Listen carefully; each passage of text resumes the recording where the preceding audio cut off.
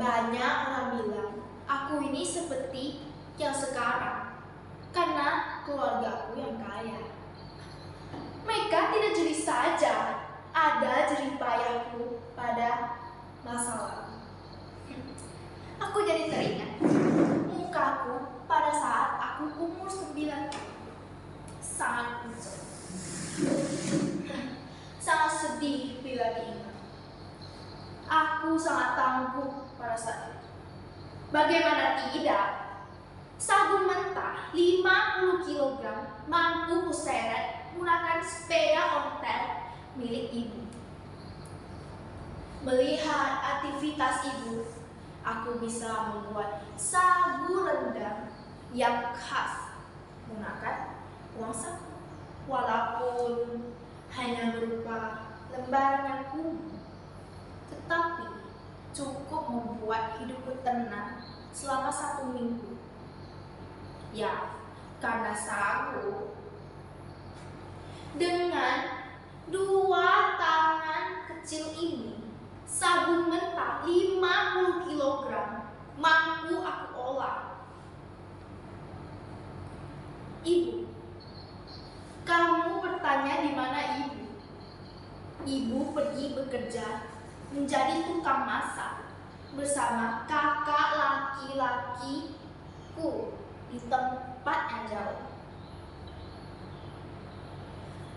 Keadaan ini bukan terpaksa, karena kami berjuang untuk masa depan. Singkat cerita, sagu telah siap untuk diedarkan.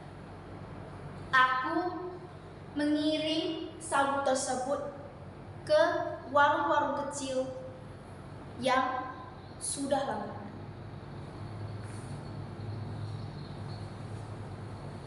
Ibu warung menanyakan keadaan karena sudah cukup lama kami tidak bertemu.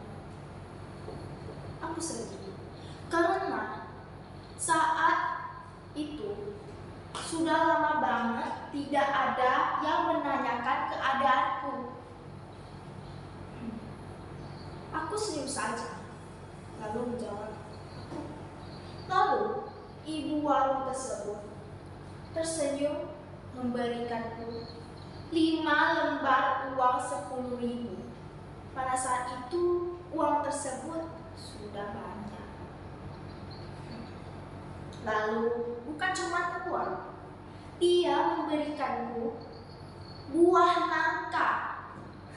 Aku senang sekali karena di saat ulang tahunku ini aku merasa dirayakan. Lalu setelah berterima kasih, aku berpamit pulang. Barangkali di sana ada jawaban mengapa di tanahku terjadi bencana. Walaupun saya tidak bisa nadanya, lagu itu adalah lagu kesukaan ibuku. Sudah lama tidak mendengar suara ibu.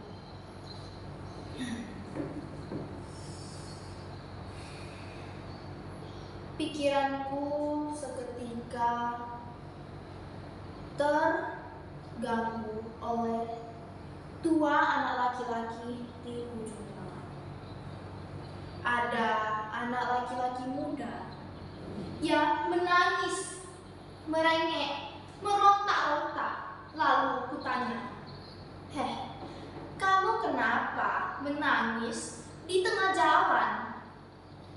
Itu dia mau memakan roti coklat yang dilihatnya tadi siang. Roti coklat itu mahal. Kita tidak punya uang. Uang kita tidak cukup. Berapa harganya? 4.000. Tidak akan lama, saya lalu bergegas pergi membeli roti coklat tersebut. Beruntungnya, roti coklat tersebut sisa 2. Jadi aku beli aja semuanya. Lalu aku kembali memberikan ke anak kecil tersebut. Anak kecil tersebut lalu menggenggam tanganku, berterima kasih karena aku telah membantunya. Anak kecil itu yang tadinya merengek, menangis, sekarang menjadi diam. Lalu kakaknya menawarkanku roti coklat tersebut. Aku menolak, walaupun sebenarnya aku juga tidak pernah mencoba roti coklat tersebut. Lalu kemudian aku berjalan ke penghujung jalan. Di penghujung jalan, aku akan melewati rumah tuan.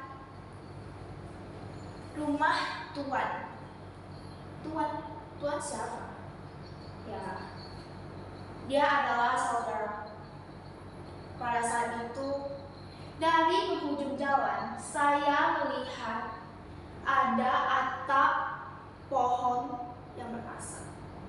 Bukan karena kebakaran, karena tuan yang sedang memasak. Saya lalu pergi mengetok pintu dapurnya. Lalu saya masuk. Saya menanyakan, sudah masak nasi, tuan? Lalu dia, barang itu sudah langka di sini. Saya sudah jarang memasaknya. Lalu saya pun segera pergi ke kelontong untuk pergi membeli beras tersebut. Membeli 2 kilogram beras. Saya tidak membayar mahal, saya bayar murah, 16.000 saja. Setelah membeli beras tersebut, saya pun kembali. Dia menolak.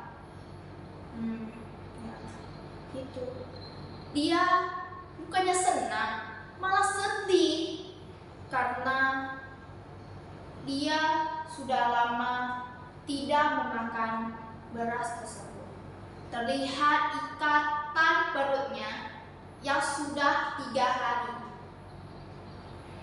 Lalu dia pun menggenggam tanganku, berkata, sehat, sejahtera, kaya, bersahaja. Mantra itu seperti doa untuk hari ulang tahun. Amin. Aku pun pulang. Lalu beberapa saat aku teringat bahwa ibuku pernah berhutang kepada Pak Pandi. Dia adalah tukang jahit di daerah kami. Dia memang sangat baik. Kami sudah sering meminjam uang darinya. Lalu saya pun pergi.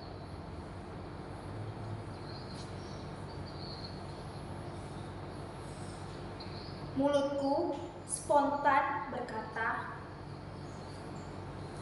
Pak, bisakah saya membayar hutangku? Dia menolak. Dia memang rendah hati. Lalu saya berkata, Pak, kerbau berpegang pada talinya dan manusia berpegang pada janjinya. Hutang tetaplah hutang. Kami sudah berjanji akan membayar hutang tersebut kalau kami mempunyai uang. Dan sekarang waktunya. Lalu Pak Pandi tersebut tersenyum, lalu menyuruhku untuk duduk. Sembari memberiku minuman hangat.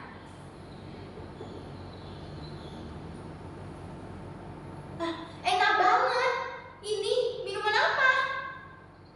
Itu minuman Milo. Enak bukan? Wah, makanan orang kaya memang enak ya. Gak kayak kami, hanya minum air hujan. Wah, ucapanmu seperti orang tua. Sekarang umur berapa kamu? ini jelas umur saya sudah umur 9 tahun. Lalu Pak Pandi langsung membuka etalase lemari kacanya. Lalu menyuruhku mendekat dan memilih seragam merah putih yang pas untuk. Pasti mahal baju itu. Jadinya dia sangat rendah hati memberiku baju tersebut. Ya, emang karena bajuku pada saat itu sangat kumuh. Bukan putih lagi, tapi udah jadi krim.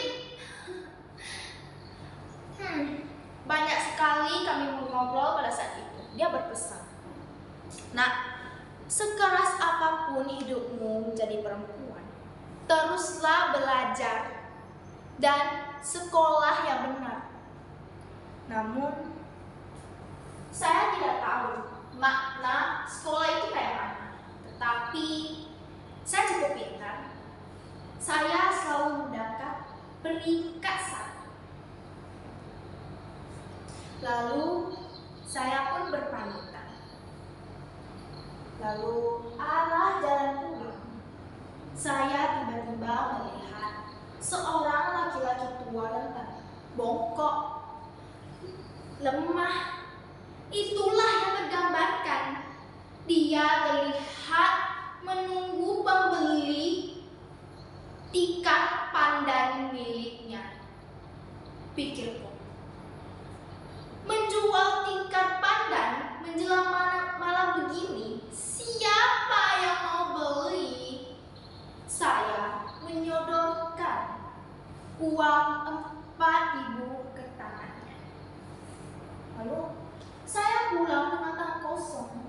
Tapi tidak terduga ada seorang ibu mengantarkan satu hidangan makanan ke rumah. Ia pada saat itu sedang melakukan ulang tahun atau merayakan ulang tahun putri tunggalnya. Lalu aku senang dong, senang sekali.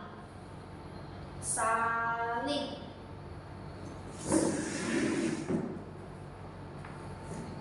saat aku menyuapi nasi, tiba-tiba air mataku terjatuh. Bahwa sekeras-kerasnya hidup ini, pasti ada hal-hal baik yang datang dari kebaikanmu yang lain.